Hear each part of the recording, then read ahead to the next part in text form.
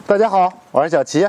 虎皮兰算是比较好养的了。小齐这一盆虎皮兰，应该很久之前关注小齐的都知道。你看，这是当时栽种的。有关注小齐的花友没有？你猜一下，这一搁多长时间了？你是否见过？是不是已经好几年的时间了呢？它长得非常的好了，而且把整个盆都彻底的长满了。想要去换盆的话，只有把这个盆彻底的敲掉，才能给它换盆。所以说我懒得给它换盆，一直这样放着，它基本上就不长了。其实虎皮兰非常的好养，它是比较适合在室内栽培的。您室内栽培的话，也是不容易出问题的。那么为什么我们在室内养虎皮兰，往往就养不好，烂叶、烂根、不生长等的情况频繁发生呢？其实主要有4点原因，今天就来给大家说一下。第一点，选盆不当。虎皮兰在家中养的话，尽量的不要用太大的盆，我们要根据蜘蛛的大小去选盆，一般不需要用太大的，这样它就能够保证它浇水土壤不会太多，不会出现淤积的情况，您在室内才能够保证不出问题。而且我们去花市买的时候，经常会发现用一个很大的盆，并且盆很高，而且是用原土栽培的，这样您去养的话，你想想，在一个大高盆里边，上边有土壤，下边有土壤，本身虎皮兰的根系是属于浅根系，它底下一直湿，能不烂根吗？在您室内永远养不好。所以说，用小一点的盆，用矮一点的盆，这样我们在家中才能够养好虎皮兰。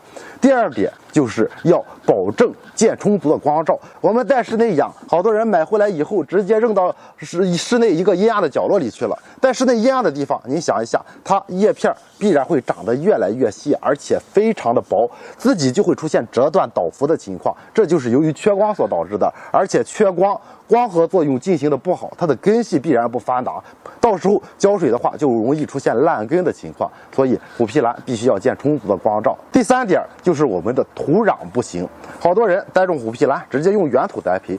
用原土栽培可以，对于那些懒人来说，比如说我1年浇不了几次水，你用原土的话是没有问题的，因为原土保水性非常的好。它们浇水的话，在它的生长季节浇上1次，它原土能够保持土壤呈湿润的状态，在室内通风的前提下，持续2个月都不干都没有问题。但是呢，你想想，对于有些人来说，看着稍微有点干，看着土壤很湿，一直给它浇水的话，淤积的土壤必然会导致烂根的情况。所以虎皮兰要用透气性好的土壤，它喜欢沙质性的土壤，我们最好是用原土和沙1比1的比例，这样是不会出问题的。我们也可以去购买营养土，营养土里边加点颗粒进去，这样也是不会出问题的。所以养好虎皮兰，你可以把它当做多肉养，保证土壤颗粒间隙大，保证土壤的透气透水性好，这样您在家中养就不容易出问题了。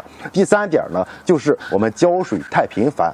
虎皮兰你看一下，它的叶片是非常肥厚的，用手一摸的话，硬度非常的高，所以说它能够储存很多的水分。而且虎皮兰底下的根是非常粗的，它的粗根里边也是能够储存水分很多的。如果您在家中频繁浇水，浇水多了，它的根呼吸不畅，本身没有太多的毛细根，不能够吸收太多的水分，只会导致它从那些稍微细一点的根开始烂，逐渐烂到底部的粗根上，粗根烂了，最后整个植株就烂了。